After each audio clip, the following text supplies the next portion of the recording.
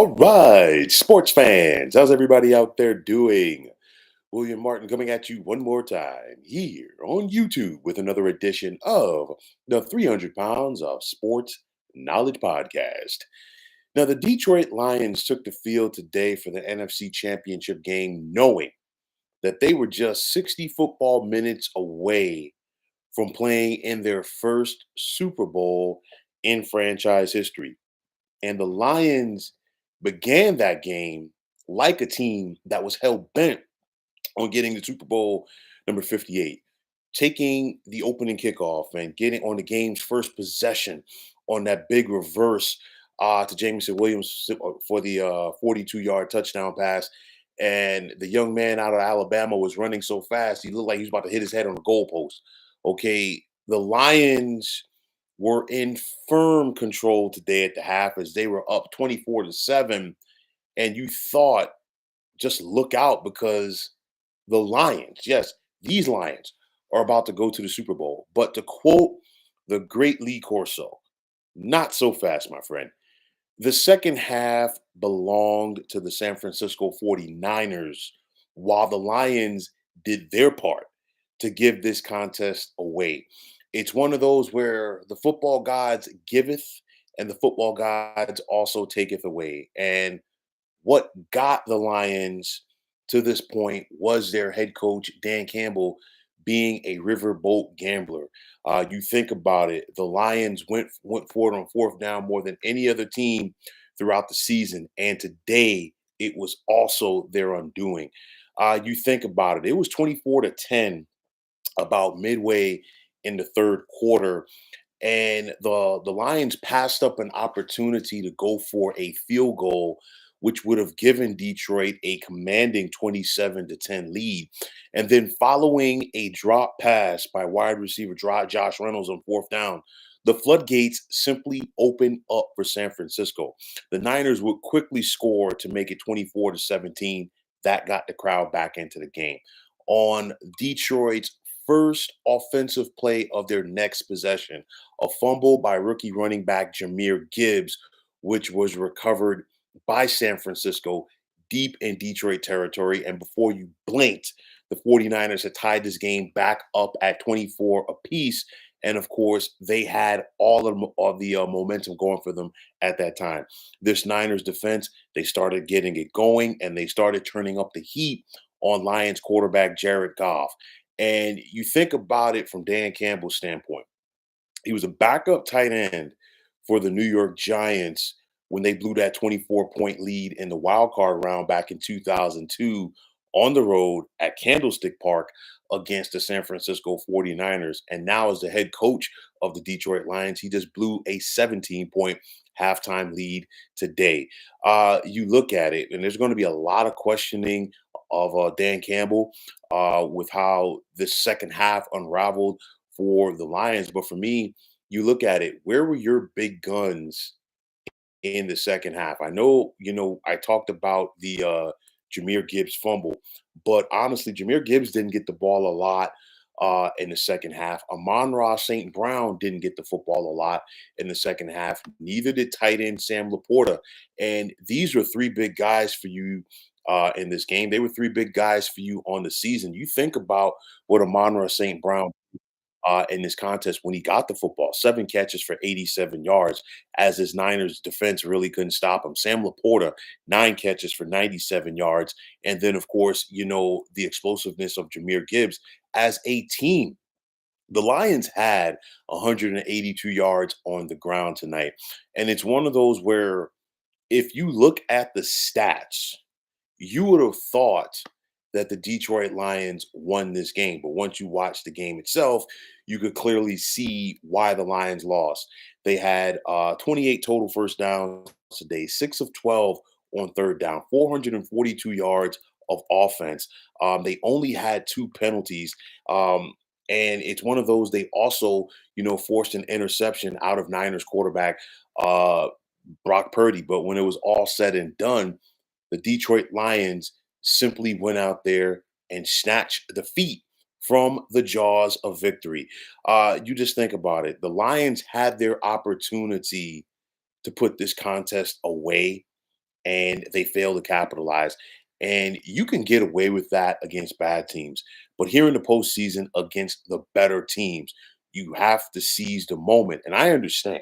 I'm all for the aggressiveness. I understand it from Dan Campbell, but you need some more practicality, if you will, because the field goal right there makes it 27-10, and you got about 21, maybe 22 minutes left of game time there. And you're talking about a three possession game. So you give your defense more life. And then on top of that, if Dan Campbell decides to go for the field goal and it's 27-10, Kyle Shanahan and the San Francisco 49ers, they're calling that game differently.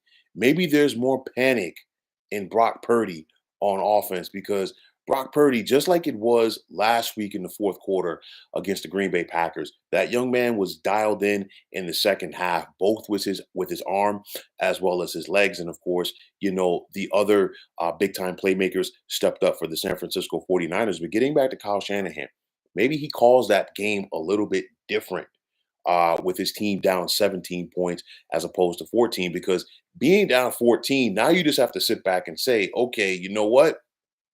Let's put a drive together. Let's go down there and score a touchdown. And now, if you score that touchdown like they did, you got a one possession game. So what happens? The crowd's back into the game. The defense is back into the game. And of course, we saw how much the defense was into the game because, again, on the Lions' first offensive play of their next possession, Jameer Gibbs fumbles. And of course, San Francisco gets the football back. What would have happened if it was 27-10? Because now you once again have a Lions defense that was pinning their ears back and coming after Brock Purdy. They've got a 17-point lead again because the Niners did kick a field goal to make it 24-10, which was a win for that Lions defense right there. So they're going to go out there and they're going to have more aggressiveness. But now, by the time they get back on the field, it's 24-17.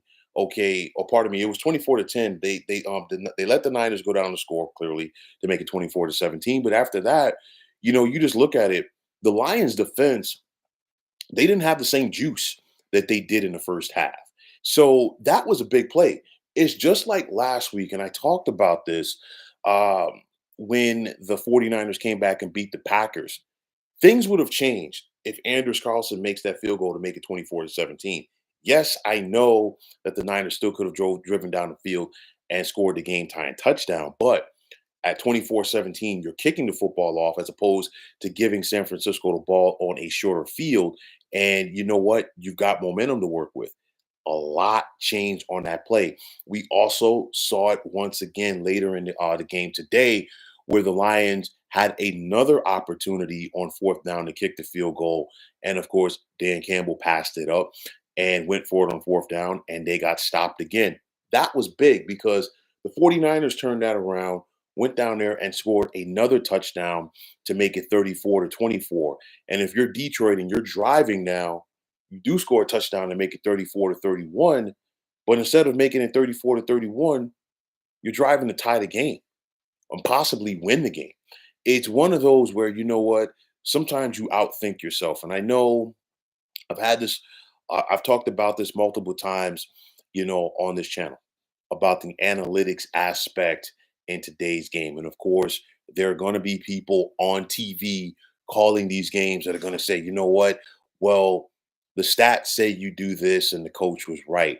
But at the end of the day, you got to think and you have to use common sense. It's one of those, I understand field goals can get you beat at some point, but they're still important. Just ask the Baltimore Ravens today. Okay, you think about it with that contest, and I'll touch more on that tomorrow. Big field goal by Harrison Butker just before the end of the first half to make it a 10-point game. That changed a lot of things that the Ravens were able to do and not do in the second half, and that was a big difference in that game. Like I said, I'll touch on that more tomorrow. But nonetheless, you have to be practical. And I think Dan Campbell, his aggressiveness, in my opinion, today, he simply just got caught up in the moment. And I think it's something, hopefully, as a head coach, that he is going to be able to learn from. Now, for the second straight week, The Niners came back to win at home. And you look at this team, they weren't great in the first half. Brock Purdy was not great, but he was great when he had to be. We saw him hone in and get focused, super focused, when the game was on the line. We saw the Niners big time players step up and make the big plays today. We saw Debo Samuel, Christian McCaffrey, Nick Bosa, okay, George Kittle. These guys stepped up and made those big plays. Brandon Ayuk as well, as far as making those big plays. And honestly, with both teams that won today that are moving on to the Super Bowl, San Francisco and Kansas City, it was all about their big playmakers making the big plays. Of course, for Kansas City, Travis Kelsey, Patrick Mahomes, and Chris Jones. Okay. And from there, everybody else fell in line. Now, the Lions thought they had it. The world, the football world, thought that they had it. And it's unfortunate because this is a sour end to what was a phenomenal season in the Motor City. You're talking about a Lions team that they finished strong for 2022 and they carried that momentum over to the start of this season, going on the road and beating the defending Super Bowl champion Kansas City Chiefs to begin the year. And it looked like we were about to get a rematch of that in Super Bowl number 58, going out there and winning the NFC North, getting to the postseason, having a home playoff game, winning a playoff game for the first time in 32 years, winning two playoff games. And I think the Lions headed west with so much momentum, and they played the first half like that. Okay. And it was just one of those where they simply just did not have the composure to finish it off. And honestly, in watching the Lions play in the first half today, I said to myself, wow, it's going to be unfortunate for them to have a 2-week bye or 2-week period that they're not playing before the Super Bowl because they had so much momentum right now and they were so hot. Well, clearly, the 15 minutes between the halves today was too much time for the Lions because they cooled off, and again they lost all of their momentum, and it's so difficult. And I want to see how the Lions are going to be able to recover from this because next season is going to be a lot different. Why? Because people are going to expect you to do what you just did. It's easy, when you're the Cinderella, to sneak up on some teams. And now, teams are going to be looking at Jared Goff a little bit different. Teams are going to be looking at Dan Campbell and a lot of these guys on the Detroit Lions a lot different come next season. That's where the culture change is got to take the next step for the Detroit Lions. Doing it when you're expected to do it. And if clearly, we got to see how the offseason goes. The Green Bay Packers are improving. What are the Chicago Bears going to do with the first overall pick? What are the Minnesota Vikings going to do just in that division alone? So it's one of those, you're the Lions, you get to this point you want to be able to seize the moment. They did for 30 minutes, but they unfortunately for their sake were unable to do it for the last 30 minutes. And now that flight back home from Northern California to Detroit is going to seem a lot longer tonight. But it's back to the Super Bowl for the San Francisco 49ers. As for the second time in 5 years, they have a date with the Kansas City Chiefs. And of course, I've been on record about this multiple times, and I will say it again. Had the Niners had themselves a better quarterback in that contest other than Jimmy G, we're talking about that outcome of that game being a lot different because going into the fourth quarter, it was 20-10 in favor of San Francisco. Really should have been 31-10 at least in favor of San Francisco. That defensive line put a lot of pressure on Patrick Mahomes in that contest. And the quarterback play, I think, in my opinion, for San Francisco, or lack thereof, kept Kansas City in the game. And once they figured out San Francisco's pass rush, Patrick Mahomes was off to the races to Tyreek Hill. But nonetheless, a lot has changed for both of these teams since then. Kansas City, they're more balanced. You look at what they're able to do defensively, and this is where I think it's going to be very important for San Francisco to have a quick get off in this game. They cannot afford to start slow offensively, defensively, especially with their defensive line. They have to get to Patrick Mahomes. But more importantly, they've got to stop the Kansas City run because the Chiefs run the football very effectively. I have not looked at the line for Super Bowl number 58, but I do expect the Chiefs to be the favorite as they're looking to make it two in a row. They're trying to become the first team in 19 years to repeat as Super Bowl champions. But getting back to the 49ers, they do have some guys still on this team from that last Super Bowl loss. But these guys have hung in there, okay? Their head coach, Kyle Shanahan, has hung in there because the last 2 years have not been easy. They got to the NFC Championship in both years. They lost in heartbreaking fashion. A lot of us thought that they had the game against the Los Angeles Rams, but Jimmy G let them down again, in my opinion. And then last year, we don't know what could have been with Brock Purdy getting injured so early in that contest, and the Niners really not having a backup quarterback. But to their credit, they have stayed the course, okay? And this team has gotten back to football's biggest game of the year. But at the end of the day, they got to go out there and slay the dragon. And that dragon is Patrick Mahomes and the Kansas City Chiefs, which is going to be easier said than done. But nonetheless, the 49ers found a way to survive. And for the Detroit Lions, wow, it's one of those where you had it. There's no other way to say it.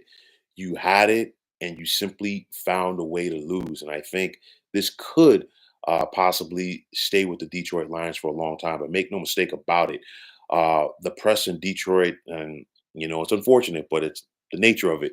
They're going to have a field day with Dan Campbell. Social media is buzzing with it right now, and the national press come tomorrow is going to be questioning Dan Campbell from now to the cows come home. It was one of those where the Lions simply had it. They couldn't put it away.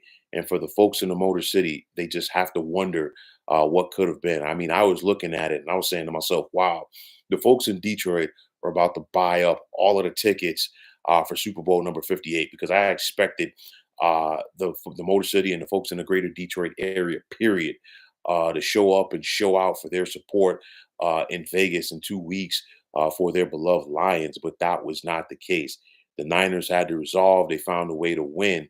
And because of that, they're on the Super Bowl 58 with another date with the Kansas City Chiefs. So, folks, that's going to wrap it up. And as always, I want to take this time out to thank all of you for tuning into the 300 Pounds of Sports Knowledge podcast here on YouTube. I want to take this time out to thank all of you fine folks out there for tuning in. And if you haven't already, please feel free to subscribe to this channel. Now, if you're on the X, formerly known as Twitter, please feel free to follow me at 300 Pounds of Sports. And like I always say, if you follow me, it will be my pleasure to follow you right back. There's also the sports discussion group on Facebook at the Sports Depot 365. Now you can check it out. Drop a line and be a part of one of the better sports debating sites going on social media. And just before I get off of here, I want to give a special shout out to a good friend of mine who's always showing support for me on here. Thank you, Big Heck. Big Hector, thank you so much for all of the support. And you know what? Like I'll tell you, like I tell everybody else, the best is yet to come. But folks, that's going to wrap it up. And as always, I'm William Martin, and I'm signing off. And I'm saying thanks once again for tuning into the 300 Pounds of Sports Knowledge podcast here on YouTube. Be well, everybody.